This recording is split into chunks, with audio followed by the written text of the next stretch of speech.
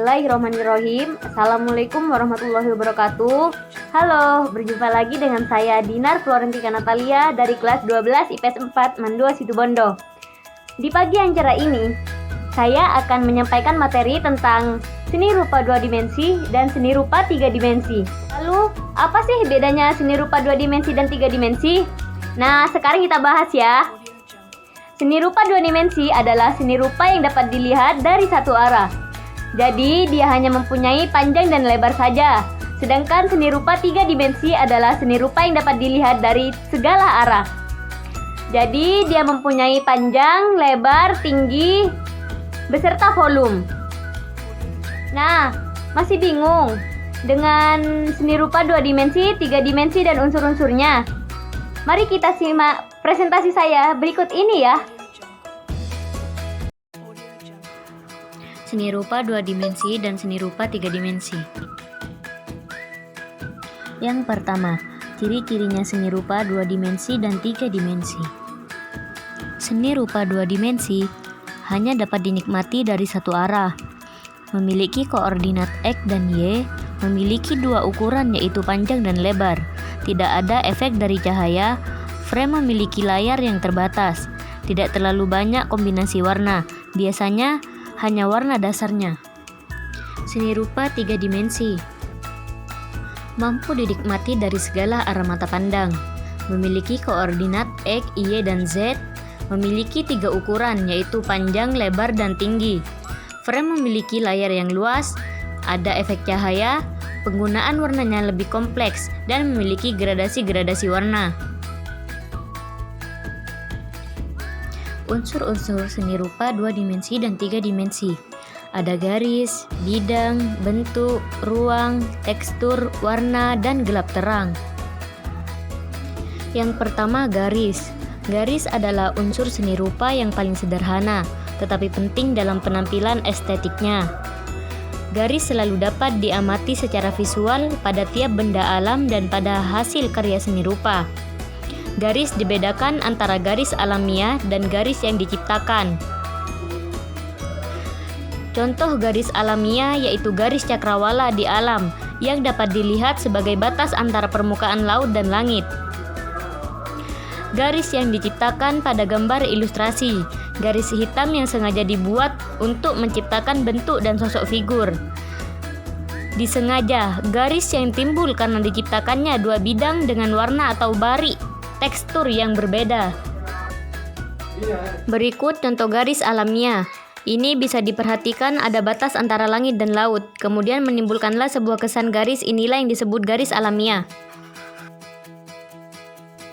Selanjutnya adalah garis buatan yang sengaja dibuat atau tidak sengaja dibuat. Bisa diperhatikan, ada garis lurus, garis zigzag, garis lengkung, dan lain sebagainya. Yang kedua, bidang. Unsur bidang dalam seni rupa adalah perkembangan dari penampilan garis, yaitu perpaduan garis-garis dalam kondisi tertentu. Bidang dapat diamati secara visual pada tiap benda alam dan pada hasil karya seni rupa. Dalam hal ini dibedakan menjadi bidang alamiah dan bidang yang sengaja diciptakan.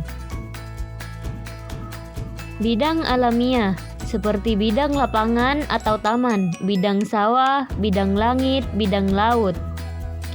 Yang kedua, bidang yang diciptakan atau bidang buatan. Contohnya seperti bidang lukisan, bidang segitiga, bidang lingkaran yang sengaja dibuat, dan bidang yang timbul karena pembubuhan warna, cahaya, atau bari yang tidak sengaja dibuat. Contoh dari bidang buatan, bidang yang kita kenal sebagai bidang geometris, seperti lingkaran, oval, segitiga, persegi, persegi panjang, dan sebagainya. Yang ketiga, bentuk. Kata bentuk dalam seni rupa diartikan sebagai wujud yang terdapat di alam dan yang tampak nyata sebagai unsur seni. Bentuk hadir sebagai manifestasi fisik dari objek yang dijiwai, yang disebut juga sebagai sosok. Misalnya membuat bentuk manusia, binatang, dan sebagainya. Ada juga bentuk yang hadir karena tidak dijiwai atau secara kebetulan, yang dipakai juga dengan kata wujud atau raga. Fungsi dari bentuk. Pada karya seni rupa, bentuk diciptakan sesuai dengan kebutuhan praktis, seperti membuat bentuk kursi untuk diduduki. Dalam hal ini, bentuk yang diciptakan sesuai dengan nilai kegunaannya.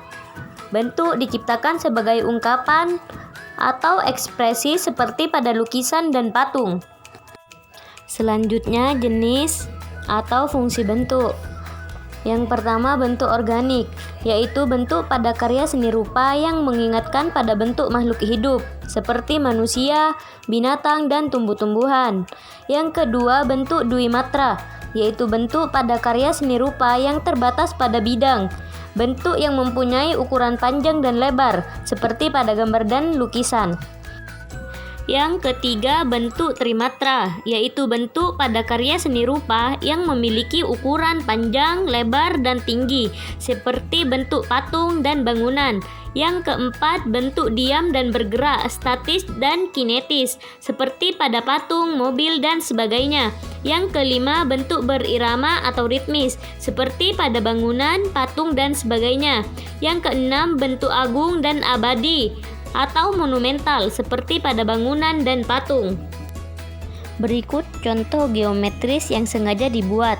Contohnya bentuk limas, bola, prisma, kubus, balok, dan sebagainya. Yang keempat, ruang. Ruang sebenarnya tidak dapat dilihat, jadi hanya bisa dihayati. Ruang baru dapat kita hayati setelah kehadiran benda atau unsur garis dan bidang dalam kekosongan atau kehampaan. Misalnya ruang yang ada di sekeliling benda, ruang yang dibatasi oleh bidang dinding rumah, ruang yang terjadi karena garis pembatas pada kertas. Ruang dapat dihayati di alam dan pada karya seni rupa, karenanya dibedakan antara ruang alamiah dan ruang yang memang sengaja diciptakan. Berikut contoh ruang yang diciptakan dengan sengaja dengan menggunakan teknik menggambar perspektif satu titik hilang. Bisa kita amati ya, di sini sudah terlihat ada dindingnya, pintunya, kemudian terciptalah ruang yang sengaja kita buat. Yang kelima, tekstur. Tekstur itu unsur seni rupa yang memberikan watak atau karakter pada permukaan bidang yang dapat dilihat dan diraba. Tekstur itu dapat dilihat atau diraba pada permukaan bidang, dibedakan antara tekstur alamiah dan tekstur buatan. Tekstur alamiah ialah watak bidang yang tercipta oleh alam, seperti urat kayu atau batu dan sebagainya. Tekstur buatan atau tiruan ialah watak bidang yang dibuat, disebut juga tekstur simulasi, untuk membuat watak kayu pada bidang yang memberi kesan tekstur dengan cara teknik gambar tertentu.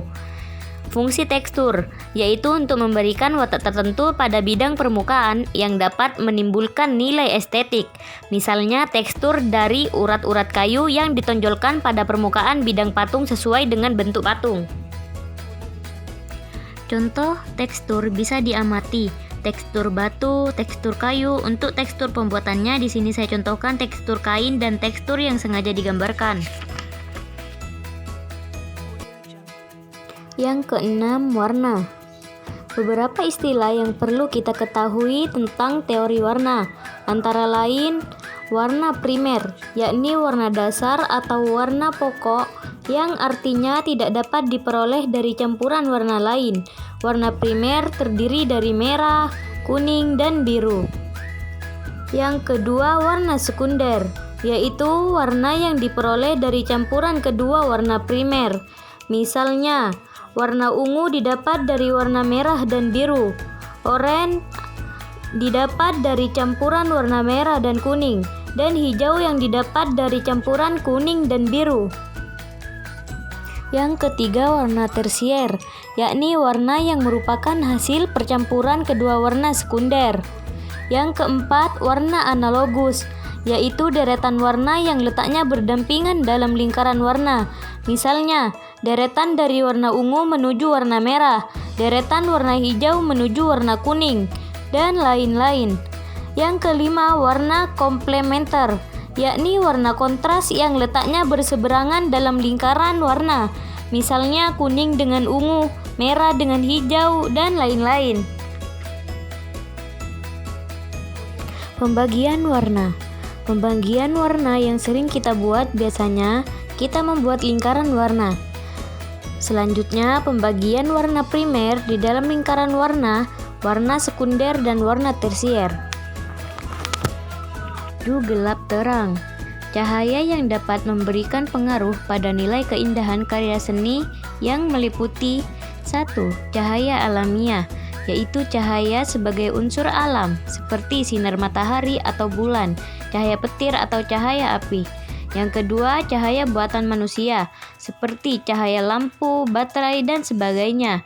Pada karya seni rupa, cahaya sengaja dihadirkan untuk kepentingan nilai estetis, artinya untuk memperjelas kehadiran unsur-unsur seni rupa lainnya.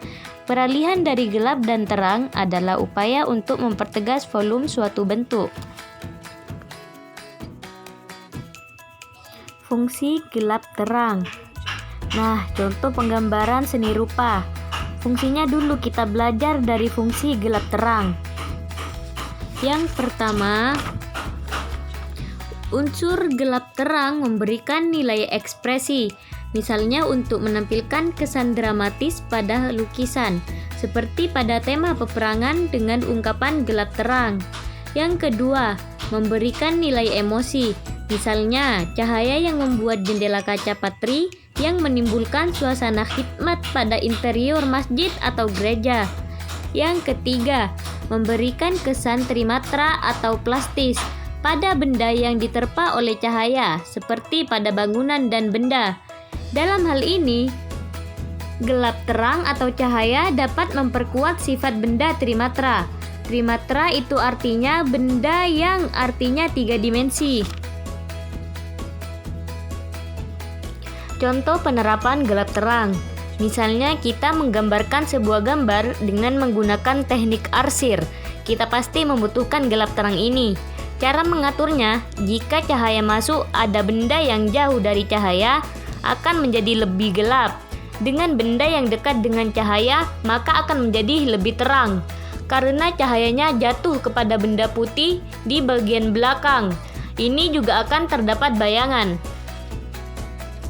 Contoh karya seni rupa 2 dimensi, yaitu lukisan, fotografi, batik, kaligrafi, dan masih banyak lain sebagainya. Contoh karya seni rupa 3 dimensi, ada patung, seni kriya, keramik, arsitektur, anyaman, dan masih banyak lain sebagainya.